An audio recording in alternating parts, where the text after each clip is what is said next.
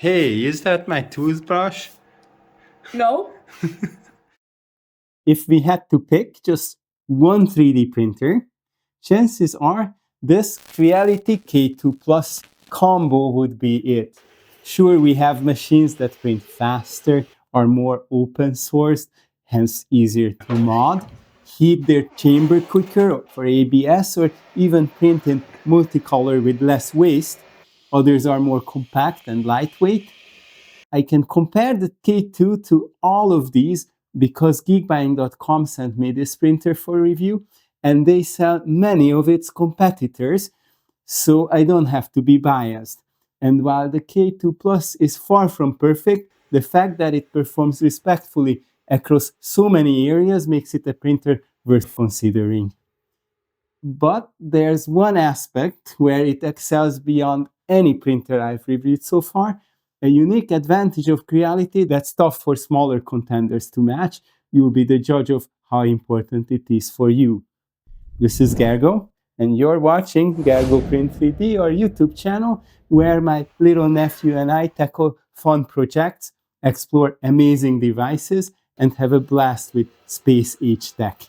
Our videos come with curated, translation-ready subtitles and chapter markers for your convenience. Now let's check out our first prints and first impressions after just 2 weeks with this behemoth of a printer. This isn't our first Creality device. We've been pretty happy with the Creality Ferret Pro 3D scanner and have previously tested Creality Hyper ABS and more recently Hyper PLA, all thanks to our affiliation with geekbuying.com. But this is our first Creality 3D printer. So how does the K2 Plus compare to the other members of our fleet? I'm guessing some of you are just curious how Creality's new printer stacks up against your own, while others might be looking for hands-on insights and good deals before making a purchase.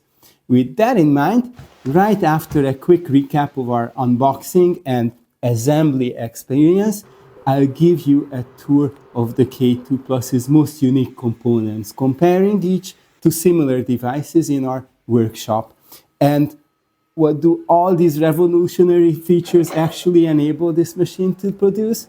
We'll take a detailed look at our first prints and discuss the pain points we encountered and how we overcame them in the next video of the series. I got mine from geekbuying.com. They ship quickly and for free, and with coupon codes, their prices are among the lowest, all while offering the same manufacturer's warranty as any other seller. My favorite thing about geekbuying.com is the ability to pay with PayPal in any currency, making it the best use of my funds without added handling or conversion fees. Please consider using our affiliate links below to support our channel at no extra cost to you. I'll keep the coupon codes up to date next to those links so you get the best prices even in the future. Unboxing, the most involved. The hardest part of unboxing this printer was its weight, especially since I had to do it alone. Levi lives on the other side of the city. At 35 kilograms, it's only the second heaviest printer in our lineup, just behind the FLSUN S1 Pro, which, you might remember, simply slid out of its box sideways. If you haven't seen it, be sure to watch our first impressions of that giant in this earlier video. But don't worry if you're by yourself when your K2 Plus combo arrives. You won't have to lift it out of the box either. Thanks to Creality's clever design, after removing 8 tabs from the bottom, we can actually lift the box off the printer. Of all the heavy parts, only the glass top is packaged separately. Everything else, like the CFS unit and 4 spools of filament, is stored inside the printer. So removing them is part of the unboxing process. This made it the most involved printer unboxing I've ever done. Some items can be removed from the top, but for the rest, you will need to remove the tape and open the front door. To Creality's credit, all 12 screws that need to be removed require just one size of Allen key. conveniently included in the highest quality toolkit I've ever seen bundled with a printer. Just look at it. And if you ask Levi, more printers should come with stickers. He decorated his laptop with the coolest ones. By the way, the unit we received at the end of January was free from the issues reported in earlier batches of the K2. None of the feet were broken, packaging tape did not leave a mark, and neither of the glass panels was cracked. Assembly? The easiest. After such a complex unboxing and the most epic peels, as I was saying, after the most epic peels, the actual assembly was refreshingly simple. Attaching the screen takes just 2 screws and plugging in its ribbon cable. If you got the CFS combo package, you'll also need to add the filament buffer. Then it's just a matter of connecting 2 data cables and 2 very well labeled PTFE tubes, and you're basically done. Creality must have realized we don't like reading manuals, so they printed the assembly instructions directly on the packaging of the parts. I didn't even bother attaching the single spool holder right away, only later, but that's even easier. Self-test, a bit puzzling. The first boot up didn't go smoothly, though your mileage may vary depending on what initial software version you get. The screen picks up right where the packaging notes left off, first choosing between just 2 languages, then instructing us to remove the final 4 screws securing the bed, and finally connecting to Wi-Fi and the Creality cloud. But then the 16-minute self-check threw a heat break fan error and got stuck in an infinite loop checking the model fan. Not a great start. I sat down at my computer to do some research. Turns out this is just how firmware version 1.1.0 behaves. A firmware update solves all these problems. Here's the catch though. We couldn't update the firmware over the air from the printer itself because we hadn't gotten past the initial setup yet. However, since we were already connected to the Creality cloud, the update could be administered right from there. I'm not sure what off-the-grid users would do in this situation. Maybe there's a way to update to 1.1.1 via USB. Either way, once the new firmware was installed, we had now 11 languages to choose from, and the self-tests completed. The filament loaded,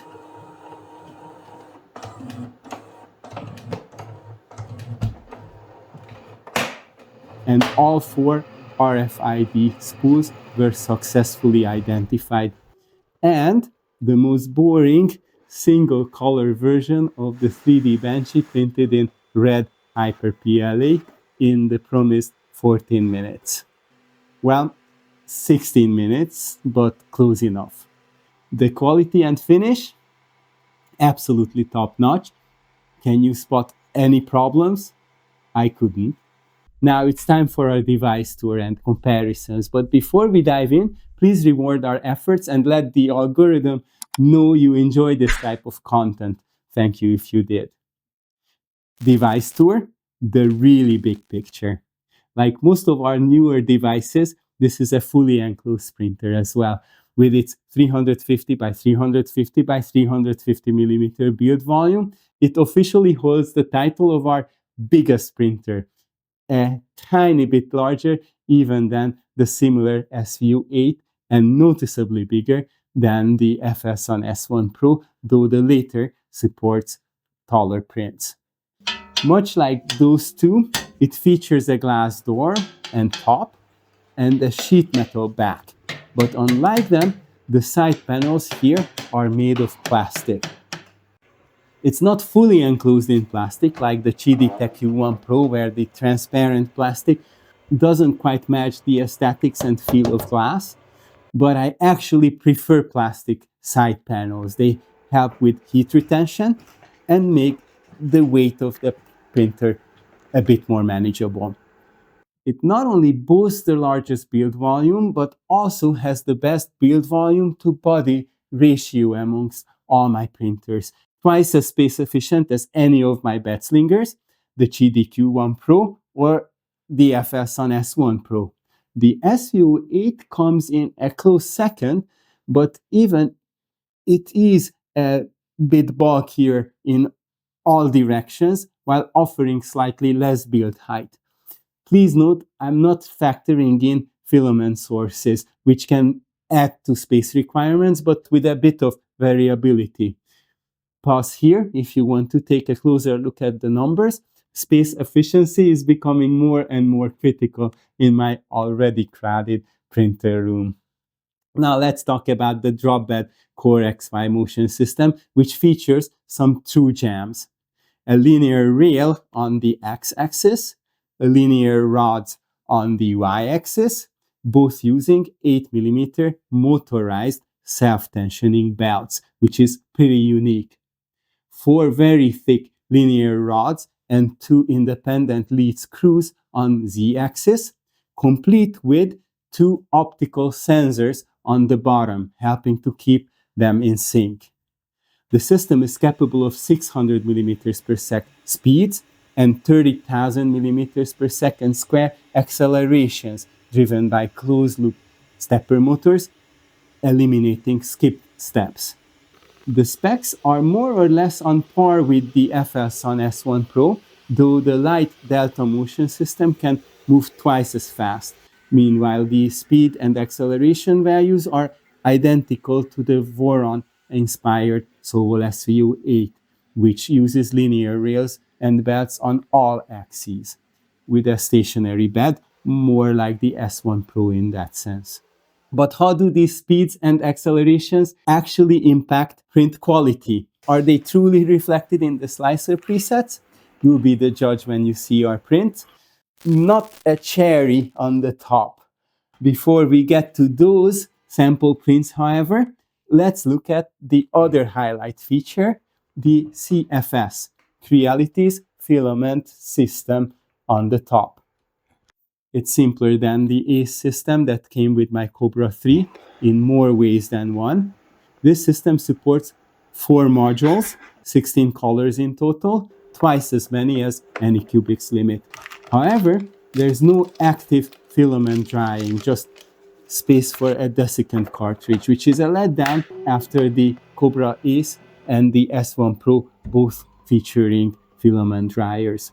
A more welcome simplification is its power setup. Unlike the ACE, this doesn't need a separate power plug.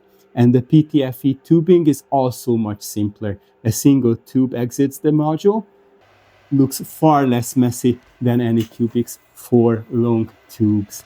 That said, we did experience false alarms and filament jams during filament changes, leading me to take apart the extruder, something I haven't had to do with the Kobra 3 despite using it for months now. Creality mentioned fixes in the firmware update 1.1.2, and I haven't run into issues since that was installed, but to be fair, I also haven't done much multicolor printing since updating, so the jury is still out.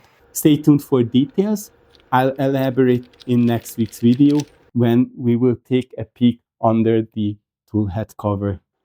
Like the Kobra 3 ACE, all 4 CFS slots include RFID readers to automatically identify the filament that is loaded. But Creality went a step further and added an extra RFID reader for the regular spool holder on the printer's right side. And though it feels like a tug-of-war between users and Creality, we can still use our own custom RFID tags even after the recent software update, something that is not available in the Kobra system.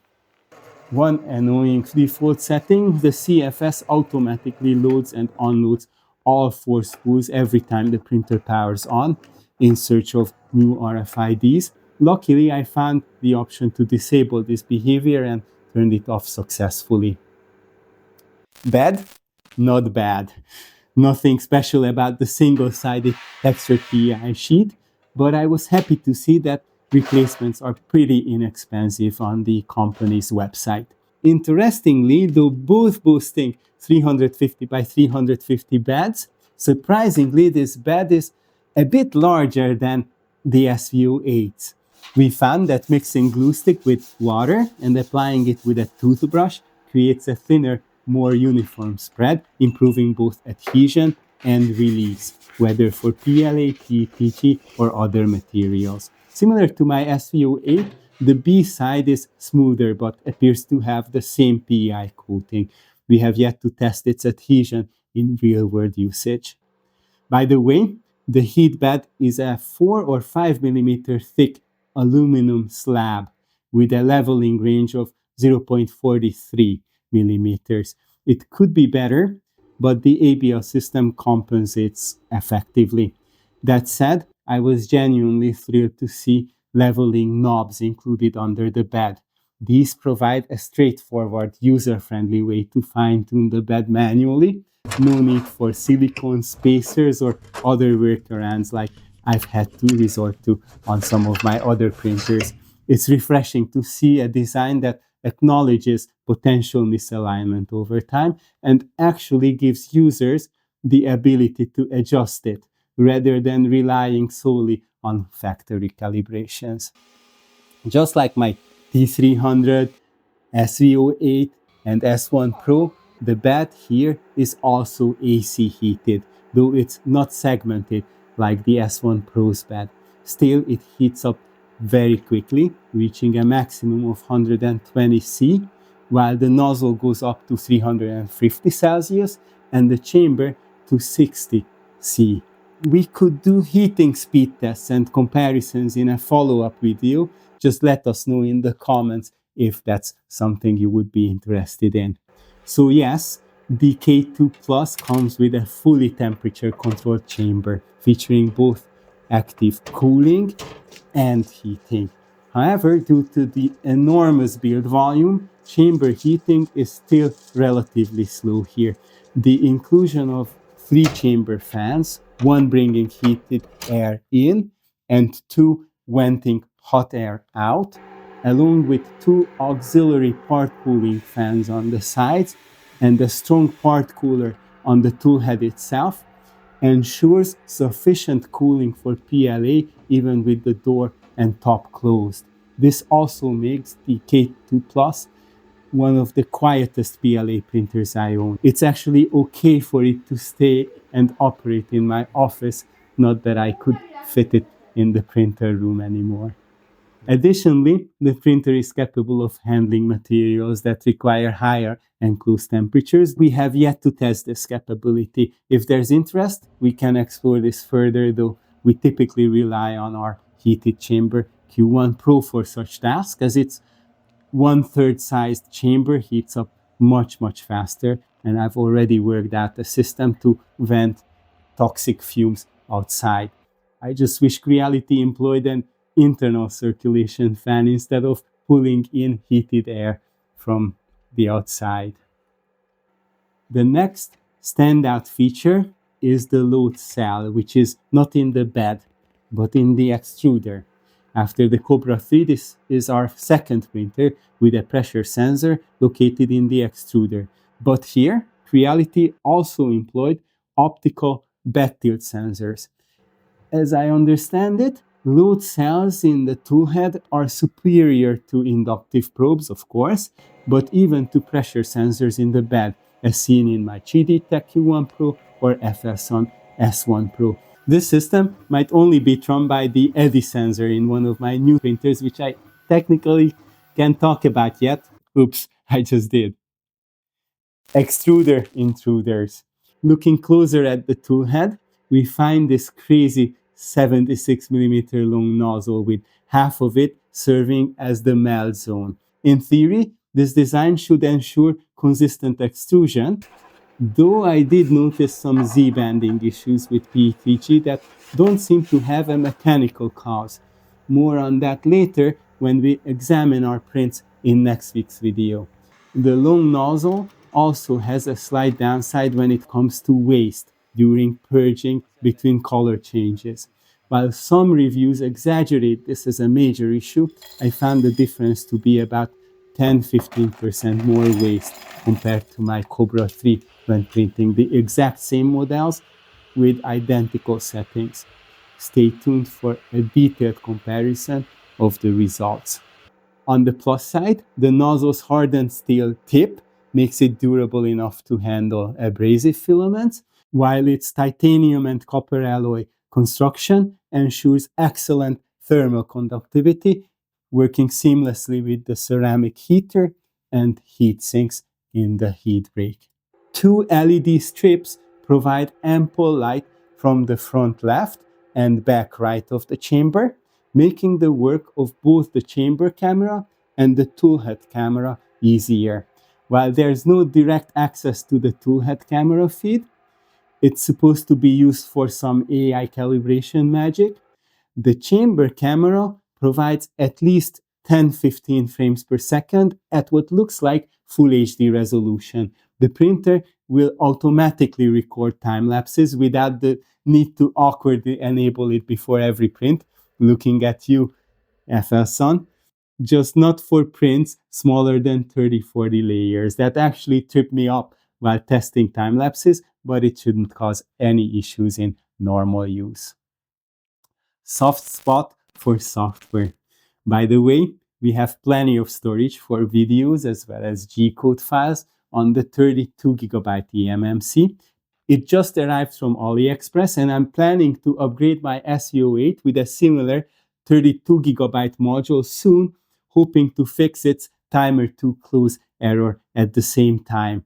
Everything else about the multiple controller boards in the K2 Plus seems perfectly optimal, with adequate RAM, computing power, and sufficient system cooling. The 4.1-inch articulating screen is on the smaller side, especially compared to the S1 Pro's massive display or even the HDMI add-on for the SV08. However, the information is well laid out and the UI is snappy. I do miss some key details and controls like the current layer number, Z height, and full fan control. But some of these are actually available in the Creality print software, which runs both on PC and mobile devices. If you'd like a detailed tour of these, let me know in the comments.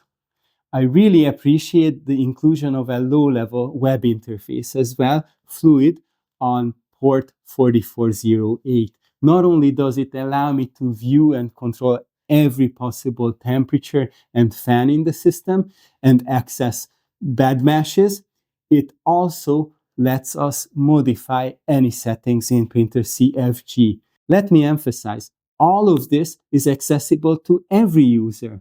Creality even allows full SSH access, just like my Sovol and Qidi Tech printers do, though enabling this expert mode means consenting to void the software warranty here. You need to activate it from a device menu item. We haven't gone this far yet, but a tweaker's paradise compared to FLSUN or even worse, Anycubic. These were the most interesting aspects of the K2 Plus that stood out for me. There's so much exciting tech packed into this device. I could go on endlessly. The key term that comes to mind regarding the K2 Plus is complete. But what is all this technology good for? How do these impressive features translate into print speed? And even more importantly, print quality? I was going to show you everything we printed in the first weeks, but this video is already getting way too long, so I decided to split it into two parts. The follow-up is coming in a few days. Be sure to subscribe not to miss it. If you're thinking about getting this printer, consider geekbuying.com as your source. Use our affiliate links to look around their selection and offer specifically for the Creality K2 Plus combo. We are happy with ours. I've talked so much about the Anycubic Kobra 3 combo, you might be curious of our take on it. You're in luck because you can watch it in this video and my comparison of the Qidi Q1 Pro to to the Sovol SV08 in this other one. We use all these wonderful machines to go print 3D. Thank you for watching another Gergo Print 3D video all the way to the end.